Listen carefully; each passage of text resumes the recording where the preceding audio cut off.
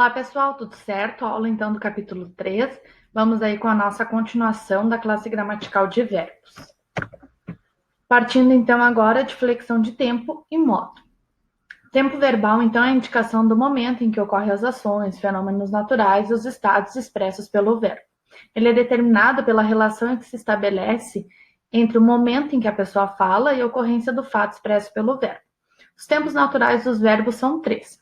Primeiro, presente, que é aquele no momento, que a pessoa fala e o fato expresso pelo verbo ainda ocorre. Nós temos como exemplo, faço minhas lições de casa à noite.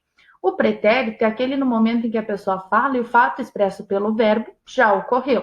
Nós temos como exemplo, fiz minhas lições de casa à noite.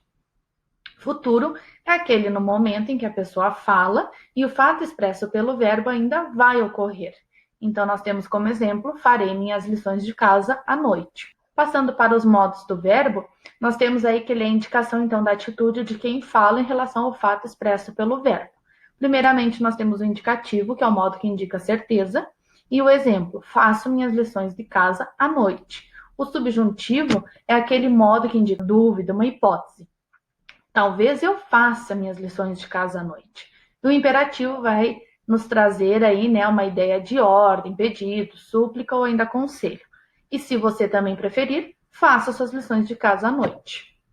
No modo indicativo, então, há tempos naturais que se subdividem. Nós temos o presente, o pretérito, que ele pode ser perfeito, imperfeito e mais que perfeito, e o futuro, que ele se divide, então, do presente e do pretérito.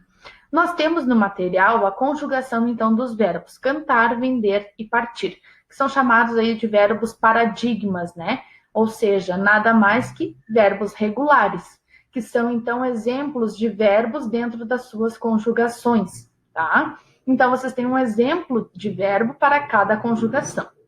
Como vocês já fizeram a leitura, eu não quis trazer aqui no slide, porque ele ia ficar muito extenso. No modo subjuntivo também tem essas conjugações, assim como no imperativo. O subjuntivo ele tem 3 tempos, presente, pretérito imperfeito e futuro. O imperativo tem 2 tipos, imperativo negativo, não falem alto, e imperativo afirmativo, falem mais alto.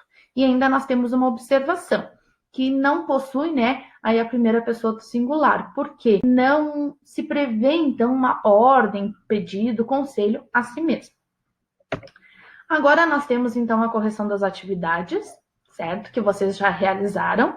E na número 1 vocês tinham uma tirinha. E a letra A pedia, então, em que tempo os verbos do primeiro e do terceiro quadrinho estão flexionados. Acertou, então, quem colocou. Escreveu no pretérito perfeito, está no presente. Compraria, futuro do pretérito. Sou presente, comprou, pretérito perfeito.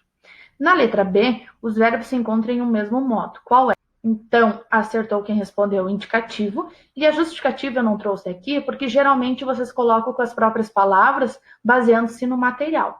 Então, como a gente vai retomar tudo isso quando retornar para a normalidade, esse aqui também a gente retoma em sala de aula, vendo de um por um. Letra C. Eu até compraria, mas agora sou de carne. Qual é o infinitivo de cada verbo da frase? Primeira coisa, identificar os verbos, compraria e sou, e trazê-los para o infinitivo, comprar e ser.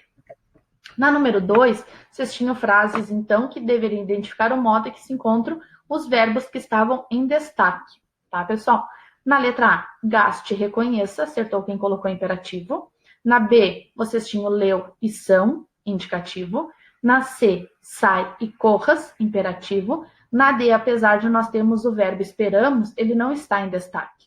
Nós temos apenas o tenha, então subjuntivo. Na número 3, vocês têm aí, então, as formas verbais do quadro, fazem parte do trecho a seguir, que é de Lígia Fagundes Telles. Vocês têm os verbos no retângulo e deveriam de encaixar, então, no trecho, Os verbos, então, estão encaixados corretamente e eu deixei eles, então, em negrito, tá? E sublinhado para facilitar a correção de vocês. Como é que ficou? Primeiramente, descemos, era, ficamos. Descansei, apertei. Impeliu, tínhamos, oferecia, usar, avisara, podíamos fazer, provocar, subimos, vi e disse. Na letra B, ele dizia o seguinte, qual é o tempo verbal predominante no trecho? Então, vocês teriam que analisar todos os verbos e o que destacaria aí era o pretérito.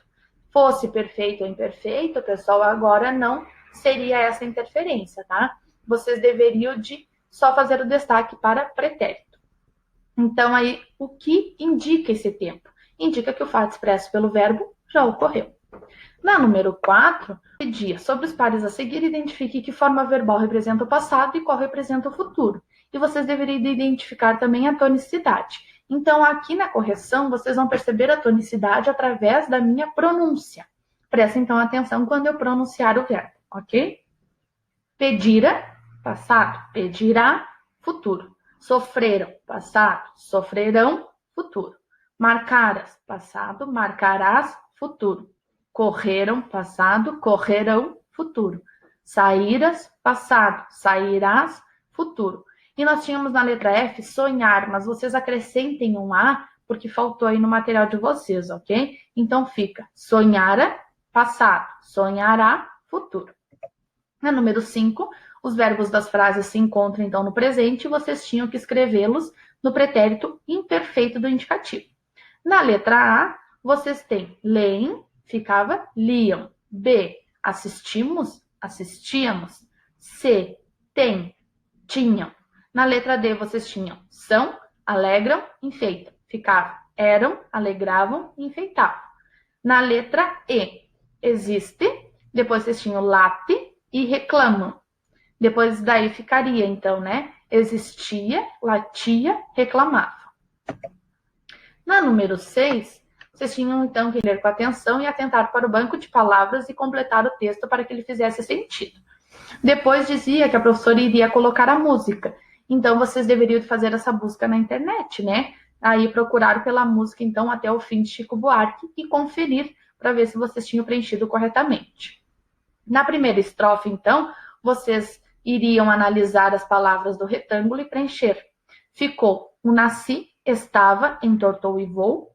Na segunda, deixei, sou, repetia depois. Posso, esperou e vou. Na terceira, quebraram, criei, empacou e vou. E na quarta e última, estava, ser, entortou e vou. Com isso, fica finalizado o capítulo 3. Espero que todos estejam bem. Qualquer dúvida, a prof está à disposição. E fica aqui meu abraço a todos.